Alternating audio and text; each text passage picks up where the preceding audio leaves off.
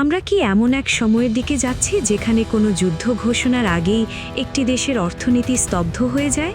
দৃশ্যত বঙ্গোপসাগরের নীল জলরাশি শান্ত মনে হলেও এর তলদেশে এখন চলছে বিশ্ব পরাশক্তিগুলোর স্নায়ুযুদ্ধ। আমেরিকা, চীন আর ভারতের ভৌগোলিক লড়াইয়ের দাবার বোর্ডে বাংলাদেশ ঠিক কতটা ঝুঁকিতে রয়েছে? সম্প্রতি ওয়াশিংটন ও ঢাকার মধ্যে এগ্রিমেন্ট অন রেসিপ্রকাল ট্রেড বা এআরটি চুক্তি নিয়ে আলোচনা শুরু হয়।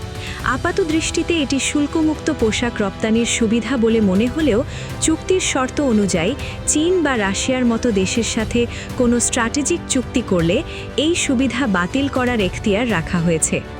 এছাড়া ওয়াশিংটনের পক্ষ থেকে নিরাপত্তা সংক্রান্ত জিসমিয়া চুক্তির কূটনীতিক চাপও বজায় রয়েছে।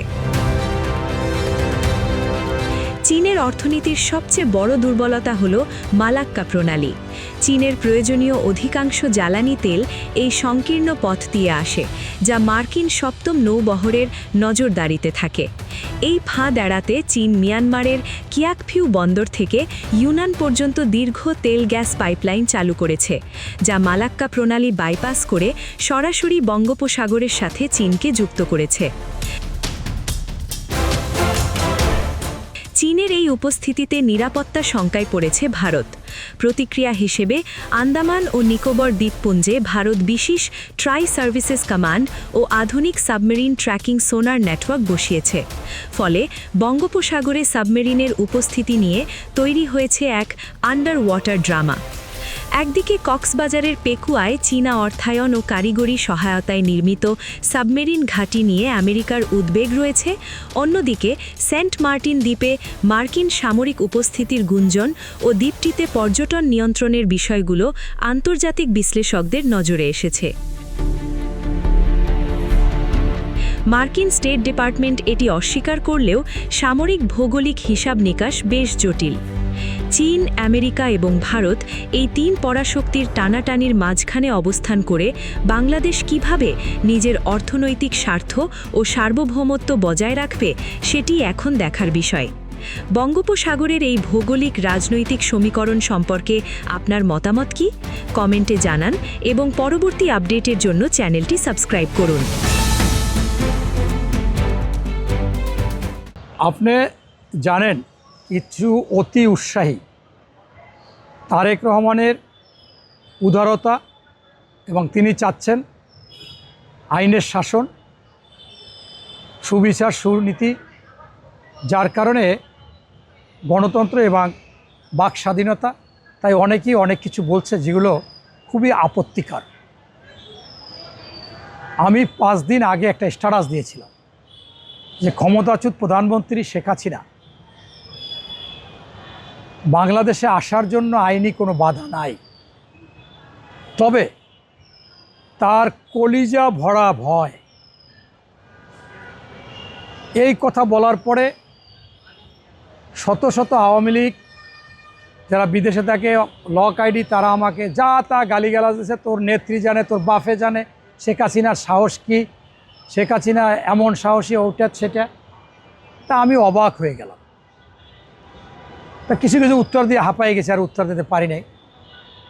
তা সেই শেখ হাসিনাকে সেই কথাটাই কালকে রুমিন ফারহানা স্বাভাবিকভাবে বলেছেন যে শেখ হাসিনা বাংলাদেশে আসবে, আইনি কোনো বাধা নাই, তিনি এসে যদি জামিন চায় জামিন চাবে, স্যালেন্ডার করলে স্যালেন্ডার করবে। মনে হয়েছে যে তার পাশের কোনো মোসায়েব বা দালাল বা কমিশন এজেন্ট বা ওনার অ্যাডভোকেট। এই জন্য আমি একটু কেন, এটা কোনো বিষয়ের আগেই তো আমিই বলেছি এবং আরও অনেকে, এটা তো স্বাভাবিক। উনি তো বাংলাদেশে বলেন না তুমি আইতে পারবে না। আর তার চাইতে বড় কথা, বাংলাদেশে তো 99% মানুষ ওনাকে আনতে চায়, তা আসতে পারবে না এটা তো কোনো কথা না। এখন আপনার হচ্ছে যে এইখানে রুমিন ফারহানাকে বাংলাদেশের মানুষ চিনতে হবে। এই যে বিএনপির লোকজন অনেক সময় ওনার জন্য মায়া কান্না কাঁদে। শত শত নারী নেত্রী ছিল বিএনপি, ত্যাগী, রাজপথে ছিল, তাদের বাদ দিয়ে এই রুমিন ফারহানাকে এমপি দিয়েছিল। এই রুমিন ফারহানা আমরা যখন মঞ্চে বক্তব্য দিই, সে অডিয়েন্সে, এই প্রেস ক্লাবে তাকে সহ সম্পাদক দিল, আন্তর্জাতিক দিয়ে তাকে আস্তে আস্তে আনলো।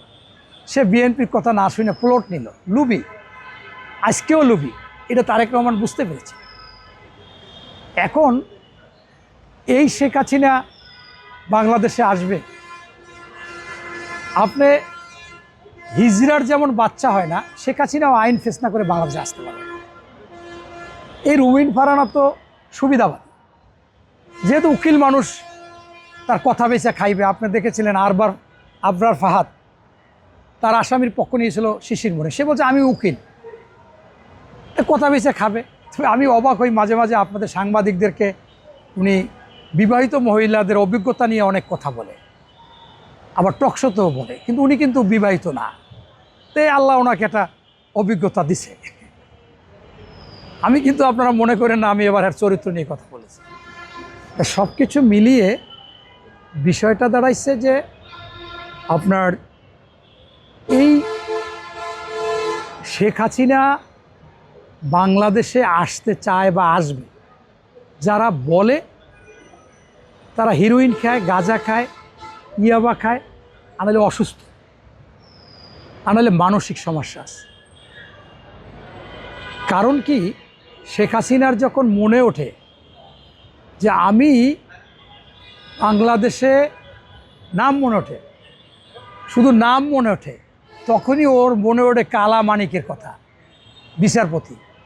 ও তো ভারতের ওপর গেছিল, পরে পিটাইয়া কলা পাতায় পাঠাই দিয়েছে বাংলাদেশে। তো ও চিন্তা করে বর্ডারে যাওয়ারও সাহস করে না, যে বর্ডারে যদি যাই, যদি পিটাইয়া পাঠাই দেয়। আর একটা হাসির কথা বলি, সবার তো দেখলে মায়া, না দেখলে ছায়া। তো এই এতদিন শুনছেন যে উনি মুখ্যমন্ত্রী ভারতের, ওনার লাগে স্বামী স্ত্রীর সম্পর্ক, সেই দেশটায়, সেই দেশের নেতার কোলেই, মানে কোলে বলতে খারাপ দৃষ্টিতে নেবেন না, মানে ভালোভাবে আছে মোদির সাথে। এই মোদি 2 বছর একটা মায়া হয়ে গেছে না, এই মোদি কি ছাড়বে? আর এই শেখ হাসিনাও কি আইবে? তবে ওনার সাহসের একটা তালিকা আপনাকে দিই। ওনার বাবা, এনসিপি তো বরাবরই মিথ্যাচার করে, এটা অ্যাকচুয়ালি নাটক। কিন্তু তারপর আমি বলি এটা সত্য, কারণ তাদের সময় এসেছে, জনগণ তাদেরকে জায়গায় জায়গায় এরকমই পিটাবে। কারণ তারা বাংলাদেশটাকে ধ্বংস করে দিয়েছে ষড়যন্ত্রের মাধ্যমে, মেটিকুলার ডিজাইনের মাধ্যমে। এটা তাদের নিয়তি, এটা তো মাত্র শুরু করেছে জনগণ। আস্তে আস্তে এদেরকে এমনভাবে পিটাবে, তারা বুঝতে পারবে যে ষড়যন্ত্রের কি জ্বালা, এটা তারা বুঝতে পারবে। তারা যে জনগণকে ধোঁকা দিয়েছে, জনগণের মাথা বিক্রি করে খেয়েছে, এই জন্য জনগণ তাদের উপরে ক্ষুব্ধ হয়েই জনগণই তাদেরকে পিটায়।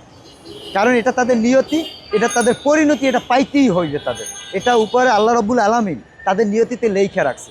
কারণ যেভাবে 5ই আগস্টে তারা মানুষকে ধোঁকা দিয়েছে, জনগণকে ধোঁকা দিয়েছে, এবং এই দেশটাকে আমেরিকার যে তাবেদারিতে নিয়ে গেছে, আমেরিকার কাছে বিক্রি করে দিয়েছে, এটা জনগণ এখন বুঝে গেছে।